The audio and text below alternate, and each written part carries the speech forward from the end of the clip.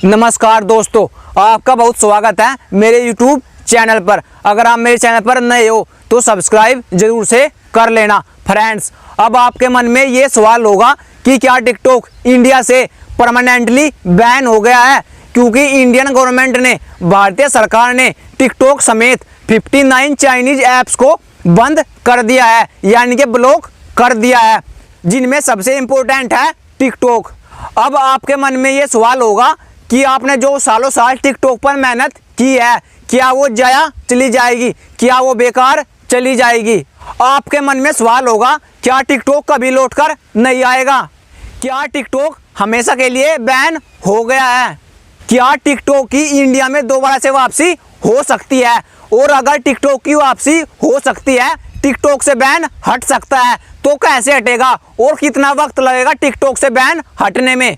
और दोस्तों, आपके मन में सबसे बड़ा सवाल तो ये होगा कि टिकटॉक और सभी चाइनीज ऐप्स को इंडियन गवर्नमेंट ने बैन किया क्यों, इंडियन गवर्नमेंट ने ब्लॉक किया क्यों। तो मैं आपको बता देता हूँ। सबसे पहली बात, सबसे जरूरी बात जो आपको समझनी होगी फ्रेंड्स, जब हिंदुस्तान और पाकिस्तान के बीच युद्ध होने के बावजूद भी भारत और पाकिस्तान एक साथ एक मंच पर, एक टेबल पर बैठकर बातचीत कर सकते हैं, तो टिकटॉक वापस क्यों नहीं आ सकता।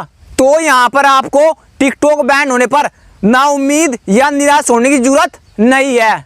चीजें हमेशा पॉसिबल होती है बातचीत के जरिए। लेकिन यहाँ पर आपको समझना होगा कि क्या वजह रही होगी जिससे इंडियन गवर्नमेंट ने, भारतीय सरकार ने टिकटॉक समेत 59 चाइनीज ऐप्स को बैन कर दिया। फ्रेंड्स, इसकी दो मुख्य वजह रही होंगी।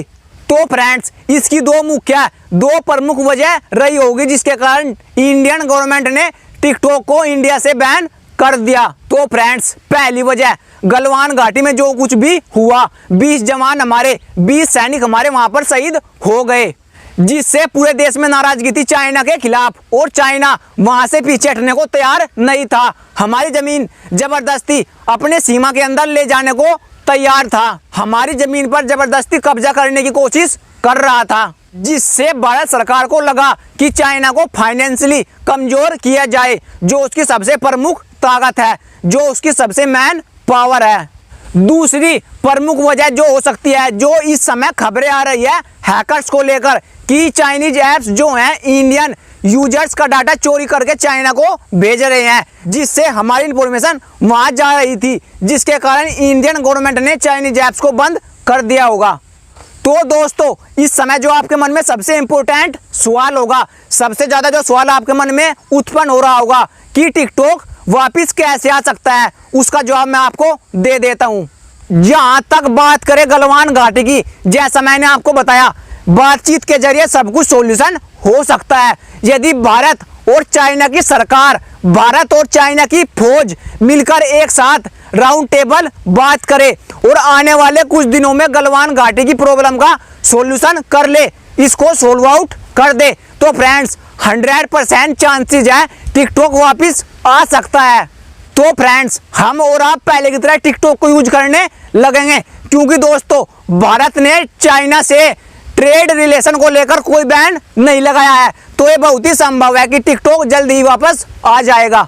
दूसरी मुकम्मल वजह है हैकर से रिलेटेड। यदि इंडियन गवर्नमेंट ने, भारतीय सरकार ने हैकर्स और सिक्योरिटी के चलते इन ऐप्स पर प्रतिबंध लगाया है, इन चाइनीज ऐप्स पर बैन लगाया है, तो हो सकता है ये तमाम चाइनीज कंपनियां आने वाले कुछ दिनों में सुप्रीम कोर्ट पहुंच जाए, या फिर ये भी हो सकता है कि कोई व्यक्ति सुप्रीम कोर्ट पहुंच जाए और वहां पर चाइनीज कंपनियां जाकर कहने लगे कि यदि इंडियन गवर्नमेंट को हमारे ऊपर कोई शक है, हमारे ऊपर कोई डाउट है इंडियन यूजर्स की सिक्योरिटी को लेकर, इंडियन यूजर्स की प्राइवेसी को लेकर, तो हम उसको सही करने के लिए तैयार है। इंडियन गवर्नमेंट कारण बताए इन ऐप्स को बैन क्यों किया गया है।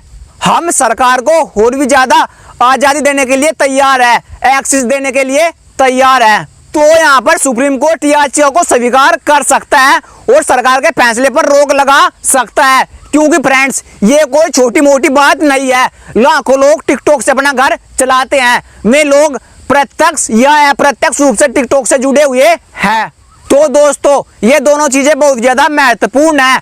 इंडिया में पहली बार ऐसा नहीं हुआ है, आज से पहले भी कई बार ऐसा हो चुका है कि भारतीय सरकार ने किसी चीज या किसी प्रोडक्ट या किसी कंपनी पर बैन लगा दिया हो और सुप्रीम कोर्ट ने बाद में सरकार के इस फैसले पर ही रोक लगा दी हो। तो फ्रेंड्स, सुप्रीम कोर्ट को पूरा हक होता है सरकार के फैसले पर रोक लगाने का, यदि वो सरकार के फैसले से, सरकार के निर्णय से संतुष्ट नहीं होता है। तो दोस्तों, आपको मैं एक बात और बता दूं, यदि जानकारों की माने तो इस फैसले का असर 1-2 महीने तक हो सकता है। 1-2 महीनों के बाद टिकटॉक अपने आप ही वापिस आ जाएगा। लेकिन दोस्तों, हमें सरकार के फैसले पर संकोच नहीं करना चाहिए, क्योंकि दोस्तों सरकार जो भी निर्णय लेती है हमारी भलाई के लिए लेती है, देशवासियों के भलाई के लिए ही लेती है।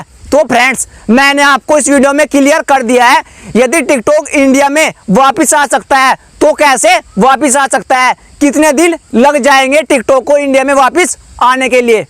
तो दोस्तों, यदि आपको वीडियो अच्छी लगी हो तो वीडियो को लाइक जरूर से कर देना और अपने सभी टिकटॉक वाले फ्रेंड्स को भी शेयर जरूर से कर देना। तो दोस्तों, चलिए मिलते हैं अब अगले किसी और वीडियो में। जय हिंद।